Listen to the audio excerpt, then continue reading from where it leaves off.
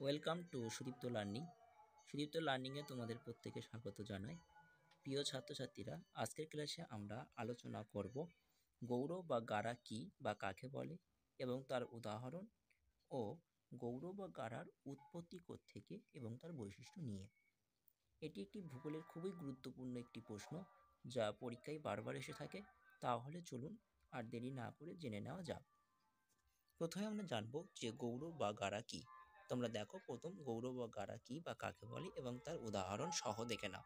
প্রথমে গৌর বা গারা হলো যে মরু অঞ্চলে কোনো কোনো জায়গায় কোমল শিলার উপর কঠিন শিলার অবস্থান করলে বিভিন্ন ঋতুতে তার ভিন্ন ভিন্ন দিক থেকে প্রভাবিত হওয়া বায়ু অবঘর্ষ ক্ষয়ের ফলে নিচের কোমল শিলা দ্রুত ক্ষয়প্রাপ্ত হয় এবং উপরের শিলা ততটা ক্ষয়প্রাপ্ত হয় না।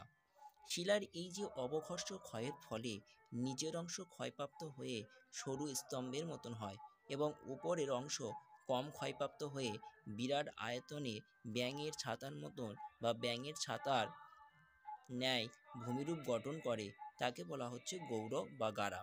বা একে অনেক সময় আমরা বলে থাকি মাশরুম রক, বা এটাকে অনেক জায়গায় বলে থাকে প্যাডেস্টাল রক। প্যাডেস্টাল রক বলেও অনেকে চেনে। এবার আমরা দেখে নিই উদাহরণ।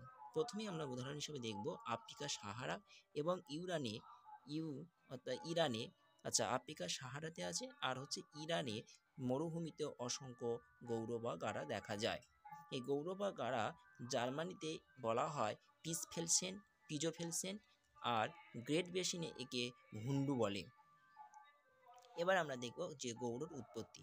গৌড় গড়ে ওঠার প্রধান কারণগুলি হলো, প্রথমত মরু অঞ্চলে বায়ু প্রভাবের সময় ভূপৃষ্ঠ থেকে 1 থেকে 2 মিটার উচ্চতার মধ্যে অধিক পরিমাণ বালি কাঁকড় থাকায় ওই উচ্চতা পর্যন্ত অধিক অবঘর্ষ ক্ষয় হয়। দ্বিতীয়, কঠিন ও কোমল শিলার অনুভূমিকভাবে সজ্জিত হয়ে বৃহৎ শিলাখণ্ড রূপে অবস্থান করলে নিচের কোমল শিলার উপরে ওই 1 মিটার উচ্চতা পর্যন্ত যে অবঘর্ষ প্রক্রিয়া তীব্র ক্ষয় হয়, সেই ক্ষয়ের ফলে দ্রুত ক্ষয়প্রাপ্ত হয়, কিন্তু উপরের অংশ তেমন ক্ষয়প্রাপ্ত হয় না। তৃতীয়, ঋতুভেদ ভিন্ন বায়ু প্রবাহের কারণে নিচের অংশটি ক্রমশ সরু হয়ে যায়, ফলে নিম্ন অংশ সরু ও উপর দিকে প্রশস্ত হয়ে ব্যাঙের ছাতার মতন ভূমিরূপ গৌড় উৎপত্তি হয়। এবার দেখে নিই বৈশিষ্ট্য। প্রথম হচ্ছে ব্যাঙের ছাতার মতন আকৃতির জন্য একে মাশরুমও বলা হয়। 2, একাধিক গৌড়কে গারা বলে। 3, এদের মস্তক দেশ প্রশস্ত এবং অসম্পূর্ণ হয়। 4, এরা অবশিষ্ট টিলার মতন দাঁড়িয়ে থাকে। 5 নম্বর, মরুভূমিতে বায়ুর অবঘর্ষ প্রক্রিয়া ক্ষয়কার্যের ফলে গৌড় সৃষ্টি হয়।